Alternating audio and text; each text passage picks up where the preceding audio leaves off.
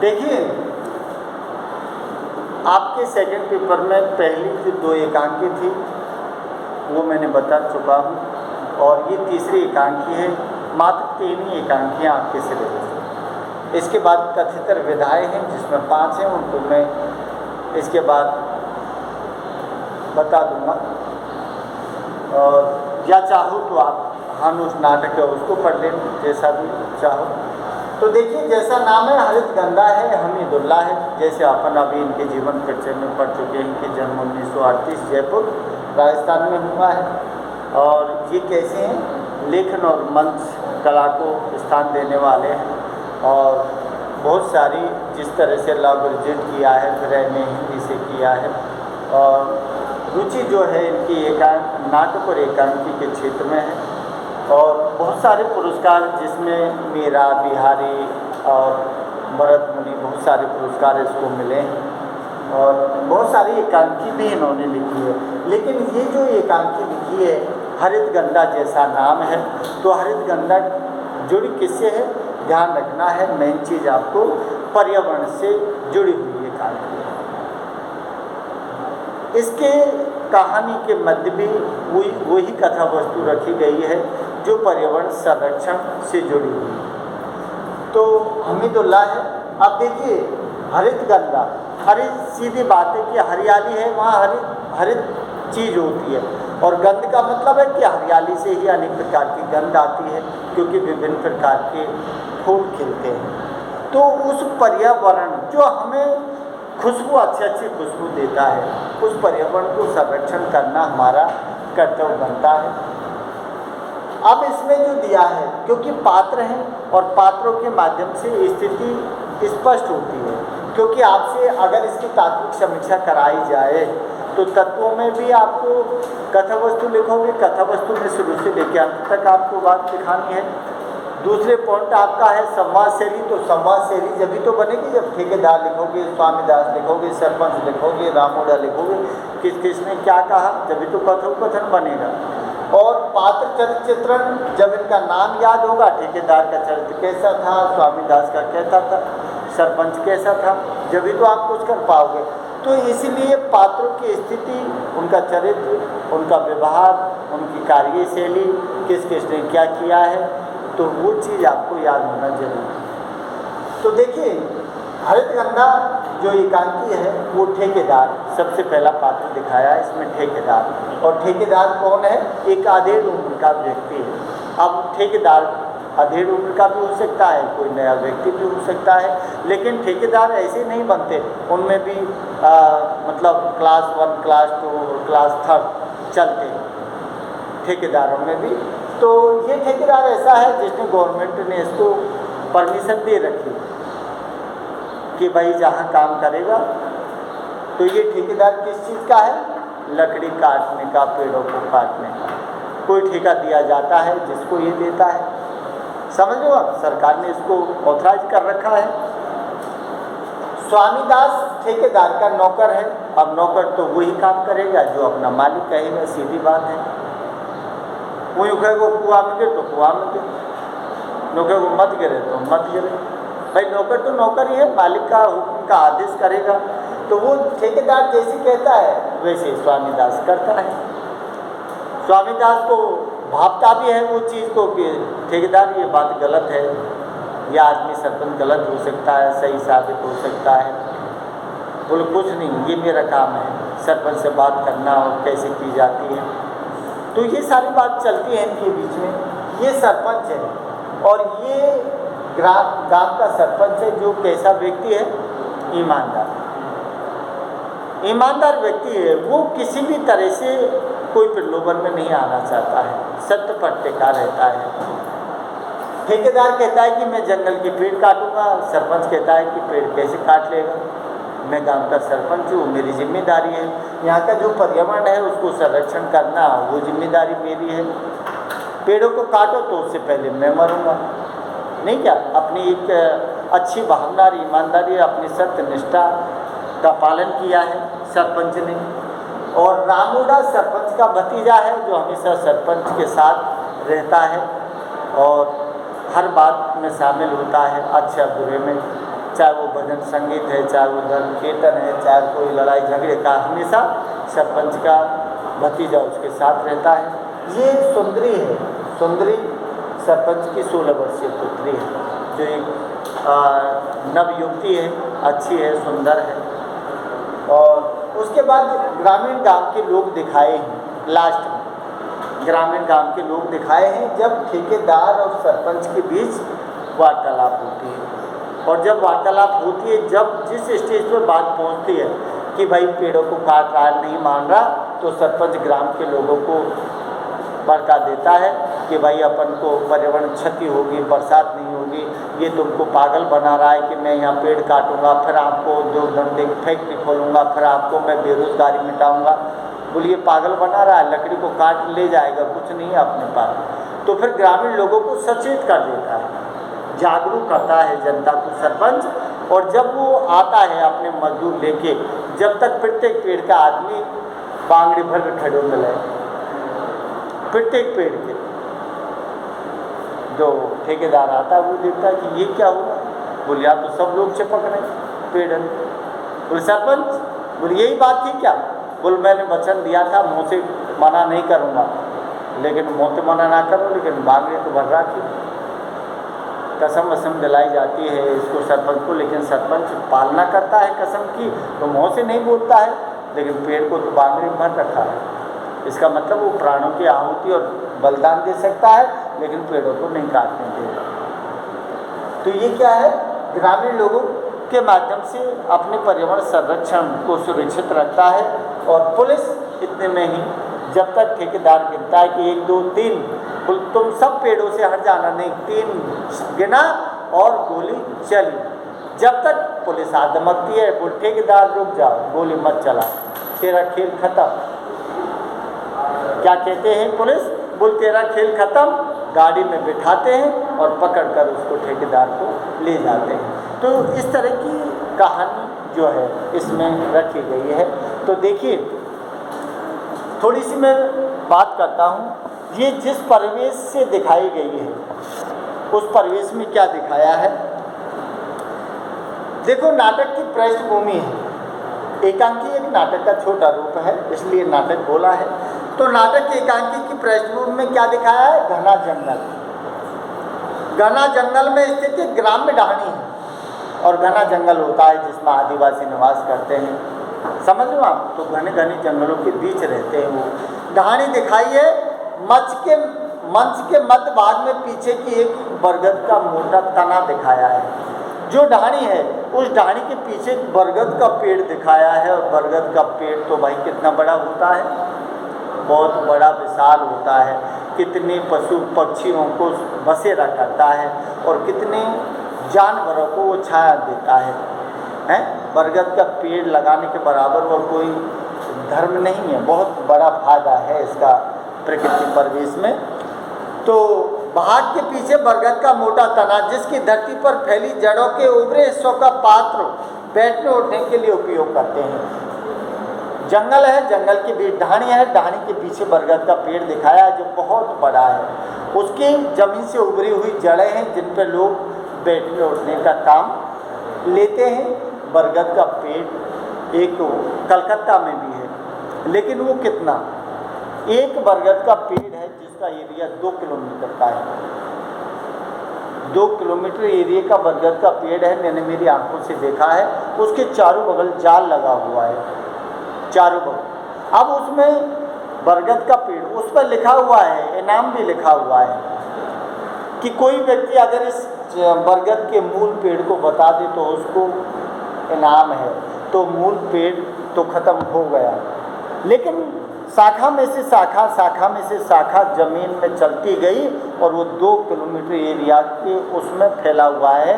Botany garden में है वो, मैंने देखा है खुद ने। तो कम से कम 2 किलोमीटर के एरिया में फैला है। जी के माता है कभी कभी क्वेश्चन। तो इसमें जो दिया है कि हिस्सों के जो पात्र है ना, वो उठने बैठने के लिए जड़ों को काम लेते हैं। पिछले भाग में बाई विंग्स में जहाँ तक गोबर मिट्टी से लिपा पोता कच्चे घर का द्वार। अब ढाणी है, ढाणी में जिस तरह के घर होते हैं, मकान पक्के नहीं दिखाए, कच्ची ढाणी है, कच्ची ढाणी में जो घर हैं गोबर मिट्टी से बने हुए होते हैं, लिपे पोते होते हैं। कच्चे घर का द्वार पर स्त्री के हाथ के छापे शुभ के प्रतीक साथ ही मंडे।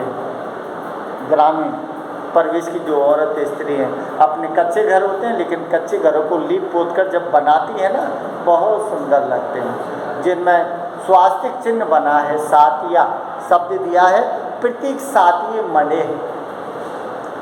इसके सामने गोबर से लेपे छोटा चबूतरा दिखाया है। मंच के दर्शकों को अग्रभाग में बाईं और कोने में पहाड़ी चट्टान का परिचारक उभरा प्लेटफॉर्म जिस पर घास पत्ते बिखरे हुए हैं, उसके आगे चबूतरा है। चबूतरा के आसपास भी क्या बना हुआ है, घास और मिट्टी जो है हरियाली फैली हुई है। पार्श्व में मोरों के बोलने और चिड़ियों के चहकने की ध्वनि है। पार्श्व में, पार्श्व का मतलब जानते हो? पार्श्व का मतलब है बगल से, पास में। किनकी? मोर बोलने की, चिड़िया चहकने की आवाज़। क्यों? बरगद का पेड़ है, बरगद के पेड़ में मोर पक्षी कितने सारे बोलते हैं, जो चहकते हैं।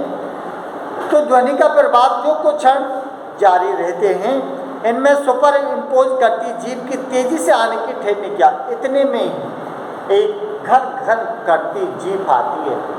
वो जीभ किसकी है? ठेकेदार की। पुलिस डायरेक्ट नहीं, पहले ठेकेदार आया है, पुलिस तो एंड में आएगी, क्योंकि जहाँ लड़ाई झगड़ी होती है वहाँ एंड में ही पहुँचती है, पुलिस पहले नहीं पहुँचती। तो यहाँ क्या है? ठेकेदार की जीप है जो घर घर करती हुई उस ढाणी पर आती है। तो जैसी आवाज़ हुई, पुनः मोरों को जोर से बोलने की आवाज़। अब जैसी आवाज़ जीप की हुई, मोर भी जोर जोर से बोलने लगे। बीच में रुक रुक कर जारी रहती है मोरों की आवाज़। मोरों के लिए तो थोड़ी सी आवाज़ कर दो तो दड़ बोले, उसी तरह से मोर बरगद के पेड़ पर बैठे हुए बोल रहे थे जब गाड़ी आई थी। मंच के आगे भाग में प्लेटफॉर्म की ओर धीरे धीरे प्रकाश फैलता है। अब धीरे धीरे प्रकाश फैलता हुआ दिखाया गया है और स्वामी दास गाड़ी से उतरता है, जो कौन है? ठेकेदार का कौन है? नौकर है। तो नौकर जैसे उतरता है, नौकर क्या करता है?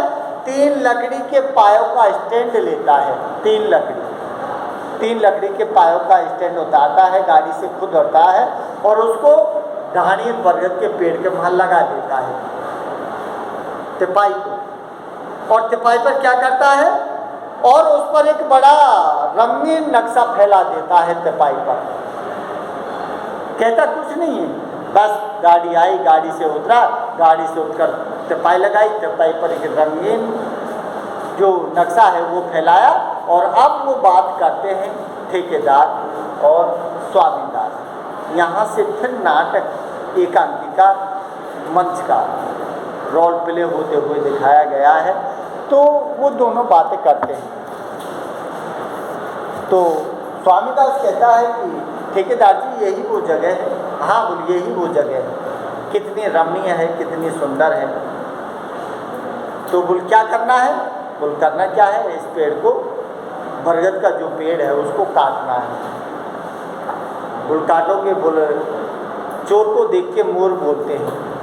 कौन कहता है? स्वामीदास। बोल चोर को देख के मोर बोलते हैं। अरे बोल तो क्या हम चोर हैं क्या? स्वामीदास जानता है कि चोर नहीं, चोर से कम भी नहीं ठेकेदार, लेकिन वो नौकर है इसलिए कहता भी नहीं। बोल सुना है ठेकेदार जी कि चोर को देख के मोर बोलते हैं। अरे बोलो बोलने दो मोरों को, तो ऐसे ही बोलते रहते हैं। तुम्हारा काम है कि इस नक्शे के हिसाब से सेट करो, पेड़ को कटवाना है। चूहा खुदकता आता है, चूहा एकदम स्वामीदास के पैरों में आता है, स्वामीदास भी उछल पड़ता है। बोल चूहे, बोल ठेकेदार जी चूहे भी हैं यहाँ तो। अरे बोल चूहे हैं तो ऐसा करो, पिंजरा लगाओ, टुकड़े पटको रोटी के, चूहे अपने आप चले जाएंगे। इसका मतलब है कि जो कोई उछलेगा उसको रिश्वत दे देंगे, रिश्वत से अपना काम निकाल लेंगे। चूहे पिंजरे में होते हैं ना, ऐसे ही सारे लोग हमारी कैद में हो जाएंगे। उसका कहने का मतलब है इसे। लेकिन वो कहता है कि सारे लोग, स्वामीदास कहता है कि सारे लोग एक जैसे नहीं होते। अरे बोले एक जैसे नहीं होते हैं, बात मानते हैं, लेकिन पैसे में वो दम है कि कुछ भी किया जा सकता है, कुछ भी किया जा सकता है। तो उसने कहा, बोला आप तो अपना काम कीजिए और जब तक तंबू वंबू लगाया, पिंजरा डाला और तंबू वहीं गाड़ दिया। बोला अब तंबू यहीं गाड़ दो, क्योंकि काम अपन को यहीं करना है, क्योंकि ठेकेदार है, सरकार ने उसको परमिशन दिया हुआ है लकड़ी काटने का। लेकिन सरपंच इस सिद्धांत के खिलाफ है, पर्यावरण संरक्षण को नुकसान पहुँचे वो नहीं होने देता। तो वहीं तंबू लगा देते हैं, तंबू में अपना राशन पानी जो है, मशीन वगैरह हुआ है, वो सारी चीज़ व्यवस्थित होती रहती है। अब जब शाम होता है तो स्वामीदास से ठेकेदार कहता है, क्यों स्वामीदास? बोला अपन गांव में चले। बोल गांव में चले। बोल क्यों? बोल सरपंच से बात करेंगे। तो स्वामीदास कहता है कि सरपंच को ईमानदार भी तो हो सकता है। अरे बोलो मैंने बहुत ईमानदार देखे हैं दुनिया में। ठेकेदार कहता है कि मैंने बहुत ईमानदार देखे, और ईमानदारों को कैसे कवर में किया जाता है, वो जड़ी बूटी भी मेरे पास है। उसका मतलब है कि पैसे ले देकर सारी बात मेहनत फिट हो जाती है। बोले सभी एक जैसे नहीं होते हैं। कौन कहता है? स्वामीदास। बोले सभी एक जैसे नहीं होते हैं ठेकेदार।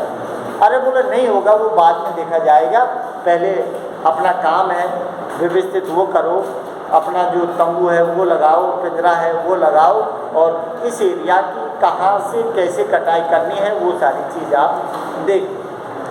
तो शाम होती है और शाम होते ही वो कहाँ जाते हैं? गांव में जाते हैं। और गांव में जब जाते हैं तो संध्या काल समय दिखाया है, और संध्या काल के समय में मंदिर दिखाया है, और मंदिर में हरि कीर्तन होता दिखाया है। मंदिर में हरि कीर्तन में कौन है?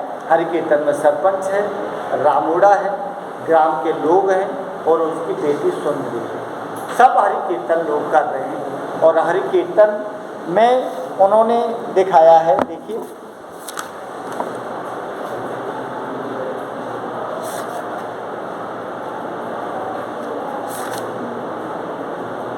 मतलब हरि कीर्तन किया है। उस हरि कीर्तन में वो किसको मनाते हैं?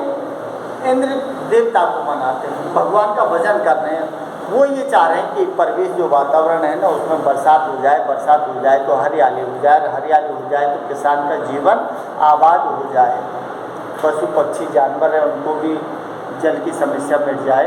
तो वो मंदिर में आरती कर रहे हैं, भजन कर रहे हैं, कीर्तन कर रहे हैं, और वो लोग धन जो है उसकी भगवान से प्रार्थना कर रहे हैं। इतने में ही कौन पहुंचता है? ठेकेदार स्वामीदास। ठेकेदार स्वामीदास पहुंचते हैं मंदिर के पास, तो भजन कीर्तन उनका बंद होता है। इंद्रदेव को मतलब भजन करते हैं वो, और इतने में ही ठेकेदार पहुंचता है, नमस्कार करता है, कहता है कि आप, मैं ठेकेदार, आप गांव के सरपंच? हाँ बोल, मैं गांव का सरपंच। बोलो थोड़ी बात करनी है आपसे, बैठो। तो बोला हाँ बोलो क्या बात करनी है। तो यहाँ बात होती है सरपंच की बैठकर ठेकेदार के साथ। तो क्योंकि अभी बात जो हो रही थी, कुछ शब्द निकल रहे थे भजन कीर्तन संध्या में, कि बरसात होगी, बरसात से हम धनवान होंगे, ऐसे सब निकल रहे थे। तो ठेकेदार कहता है कि आप धनवान होना चाहते हो? बोला हाँ हम धनवान होना चाहते हैं, लेकिन धनवान तो मैं आपको रात रात में मालामाल कर दूँगा। मेरे साथ मेरे माँ चलिए डेरे पर, फिर आप देखिए कितने तरह के व्यंजन, स्वाद व्यंजन, कितने तरह की विस्की है जो खाना खाएगा झूमेगा जो। लेकिन सरपंच जो है ना वो दूसरे तरीके के सिद्धांत का आदमी है। बाकी कल बताएंगे आप, ठीक है? कल बताएंगे, टाइम भी हो गया।